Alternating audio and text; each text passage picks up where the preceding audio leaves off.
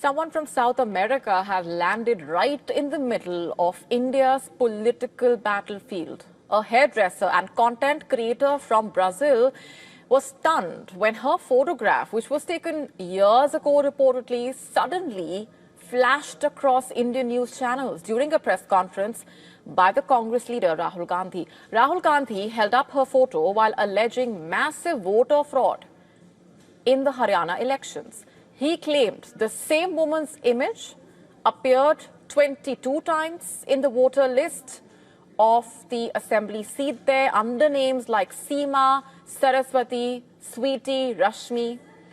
In fact, the Congress leader reportedly accused the Election Commission of turning a blind eye, saying the Grand Old Party's landslide victory was converted into a loss through organized manipulation, he claimed. But then here's the twist. That woman in the picture is not from Haryana. She is not even Indian. She is from Brazil. And that image is reportedly a free stock photo titled "Woman Wearing Blue Denim Jacket." Now, the photograph was taken nearly 8 years ago by a Brazilian photographer. It's been downloaded reportedly more than 400,000 times worldwide on several websites.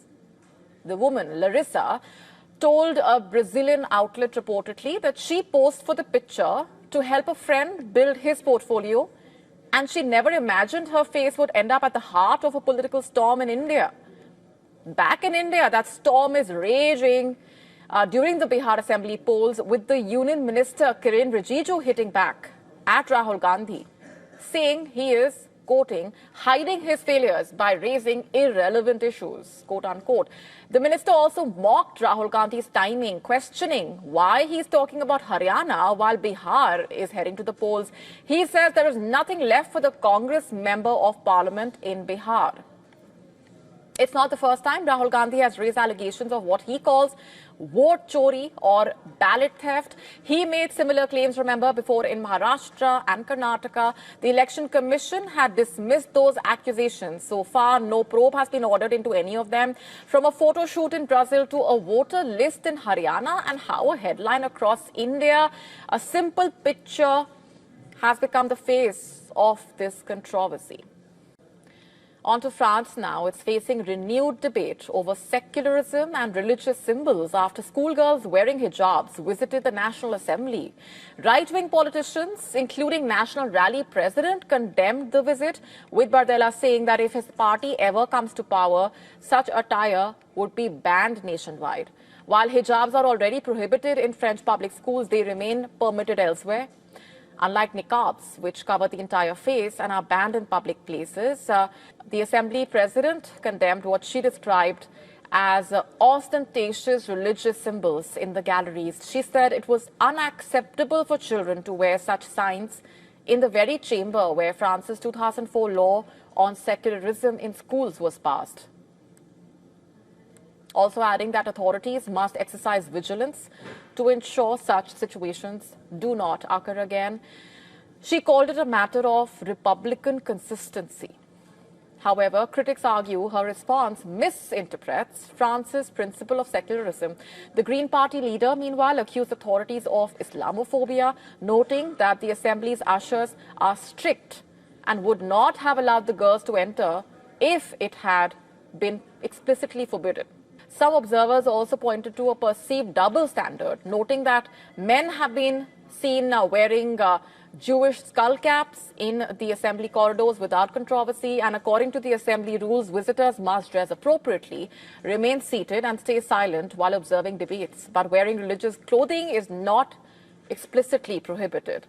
What began as a simple school visit has sparked a heated national conversation about secularism, religious freedom, equality. It highlights the ongoing tension, in a way, in the country over the boundaries of faith and state. Let's now turn our attention to West Asia, where the United States is preparing to deploy troops at an airbase in Damascus to help oversee a security pact that Washington is brokering between Syria and Israel. American forces will reportedly use the airbase as a headquarters to conduct surveillance, refueling, humanitarian operations, as well as for logistics, with Damascus retaining complete sovereignty over the site. America plans to establish a presence in the Syrian capital, marking another major indication of Syria's strategic realignment in a way towards the United States. And this shift, remember, comes in the aftermath of the fall of former President Bashar al-Assad's regime last year. According to reports, the airbase is located at the gateway to parts of southern Syria, an area expected to become a demilitarized zone under a proposed non-aggression agreement between Syria and Israel. That deal is currently being mediated by the Trump administration. Trump is also set to host Syrian President Ahmad al-Shara at the White House on Monday, marking the first visit by a Syrian head of state to the United States. As per a Reuters report, America intends to use the airbase to help monitor the Israel-Syria accord, with the report further stating that the base's exact name and site have been omitted for security purposes. Pentagon had reportedly expedited plans for the base over the past 2 months and carried out multiple reconnaissance flights in a C-130 transport aircraft to test if the runway is ready for immediate use. It remains unclear when exactly the U.S. troops will be deployed to the site. The latest deployment plans seem to echo 2 other new American military outposts in the region, both tasked with monitoring peace agreements. One is based in Lebanon, overseeing the ceasefire between Hezbollah and Israel, reached last year, and another in Israel that tracks the Trump-era truce between Hamas and Israel. The United States already maintains troops in northeastern Syria, remember, supporting Kurdish-led forces in their campaign against ISIS. In April, the Pentagon said that it would cut that deployment by half to around 1,000 troops. Syrian president has said that in the past that any U.S. military presence must be based on mutual agreement with the new Syrian government, and Syria is also expected to formally join the U.S.-led global coalition against ISIS very soon, reportedly.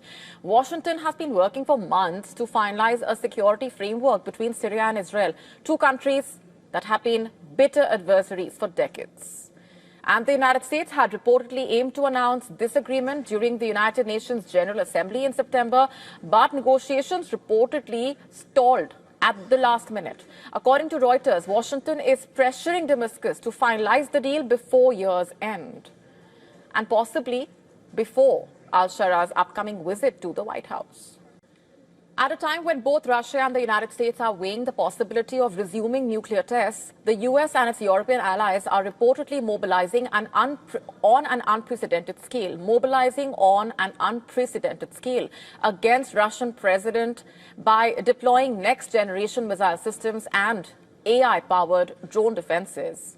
Russia's defense minister, in fact, reportedly told a meeting chaired by the Russian president that the United States plans to deploy Dark Eagle hypersonic missiles in both Europe and the Asia-Pacific region before the end of this year. A claim that marks a sharp escalation in the West's military footprint. These weapons, capable of carrying both nuclear and non-nuclear conventional warheads, Moscow claims can strike targets up to 5,500 kilometers away.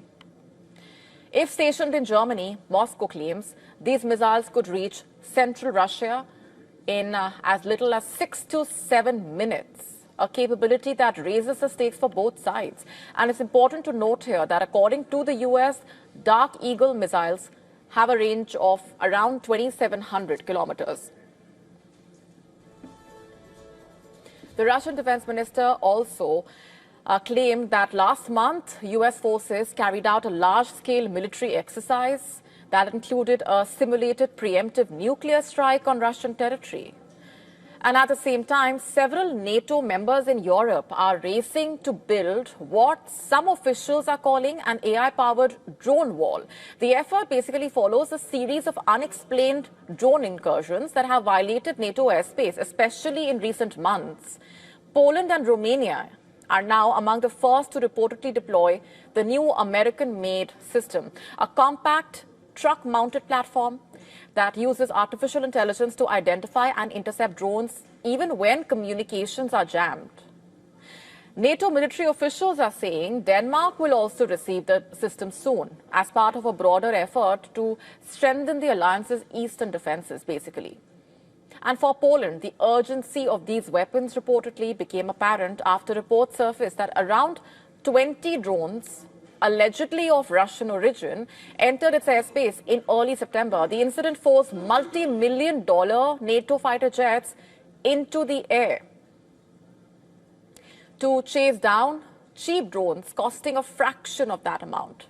Similar incursions were later reported in Romania, while drones temporarily grounded flights in major European cities. There have also been sightings near military bases in Belgium and Denmark. While many of the drones' origins remain unconfirmed, the pattern of the incidents has reportedly exposed gaps in Europe's aerial defenses and accelerated investment in low-cost countermeasures. Officials are saying the system can neutralize drones effectively and at a fraction of the cost of deploying advanced fighters like the F-35.